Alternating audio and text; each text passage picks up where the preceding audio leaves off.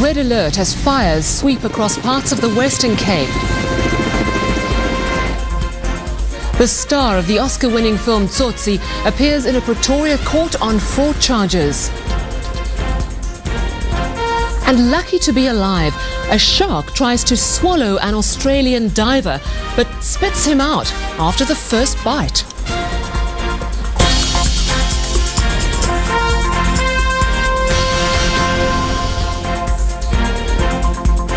Live from Johannesburg, this is E-News Prime Time. A very good evening. Firefighters are battling tonight to contain fires that have broken out across the Western Cape. Hundreds of people have been left homeless. Authorities say they've counted at least 30 fires through the day, and there may be worse to come.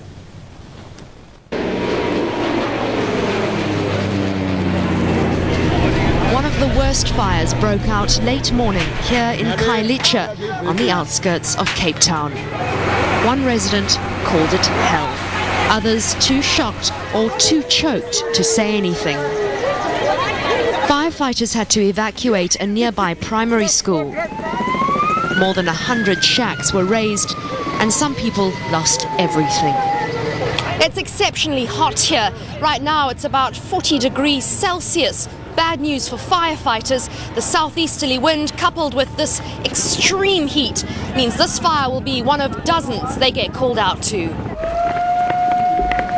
Fire crews are thinly stretched. They know that the wind and heat means fire season has arrived. Many spent the day out in the Boerland, the mountainous region outside Cape Town, where some veld fires have burnt for days. Closer into the city, within the space of minutes, a blaze in Constantia Neck, the plush residential area on the back slopes of Table Mountain. And on Signal Hill, right on the fringes of the CBD. So far, no lives have been lost, but firefighters are bracing for days of this, and other provinces are standing by to send in reinforcements. Annika Larson, E-News, Cape Town. Presley Chweneyachai, star of the Oscar-winning movie Tsotsi, has been in court for fraud. The actor was arrested in Pretoria yesterday, allegedly in possession of a fake driver's license. There might have been photographers, but there was certainly no red carpet this time. Instead, the briefest of appearances. Presley Chweneyachai shot to fame after Tsotsi won an Oscar last year. The state claims that in January 2006, the month before Tsotsi won its Oscar, Chweneyachai bought a fake Ivorian driver's license from an Ivorian national. He was arrested this week after trying to convert it into a South African license at the Centurion Licensing Department. The state reckons it's part of a bogus license syndicate. Police have arrested 4 other people and expect to make hundreds of arrests. Chweneyachai is out on bail of 2,000 rand and will be back in court next month once he's returned from Japan, where he's promoting Tsotsi. It's taken less than a year for Presley Chweneyachai to go from being the golden boy of local cinema to having the public wonder whether he's just another South African role model to fall from grace.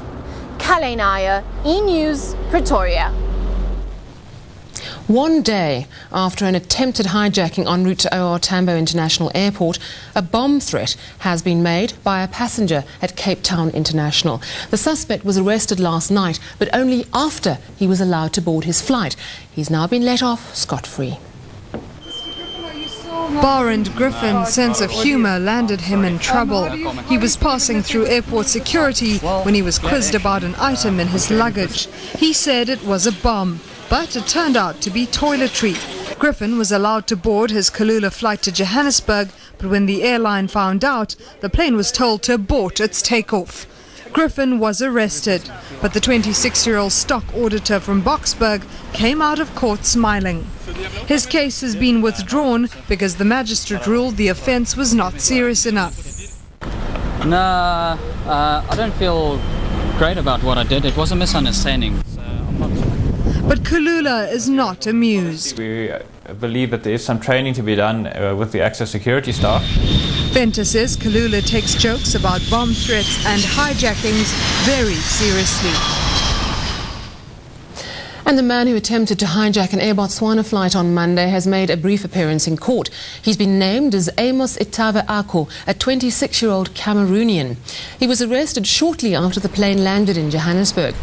Ako was reportedly being deported back to Cameroon via South Africa, but was not escorted by immigration officials. Outraged passengers say this put their lives in danger. The Youth Commission has received a roasting in Parliament. It came as government launched its first review of state-funded institutions. It wants to know what groups like the Youth Commission are doing with state funds and whether they're giving the taxpayer value for money.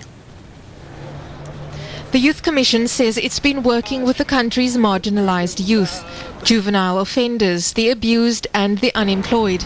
But if you've never heard about the work they do, neither has the Member of Parliament who's investigating them.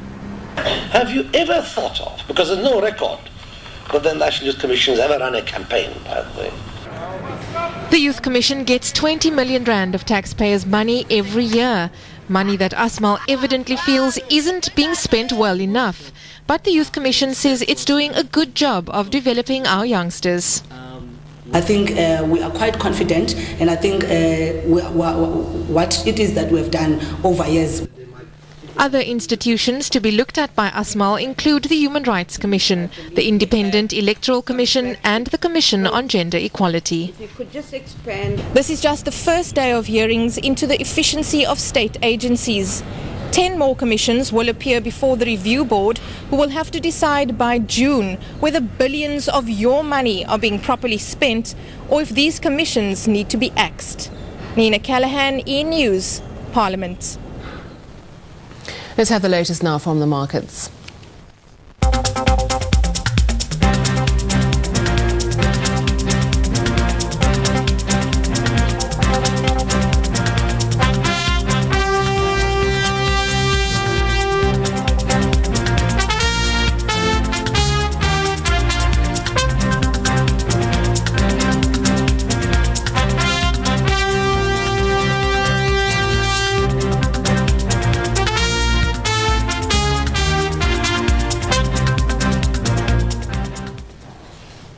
When E! News Primetime continues, Metro Police Chief Robert McBride speaks out about his controversial car crash last month, but says he can't remember much about it.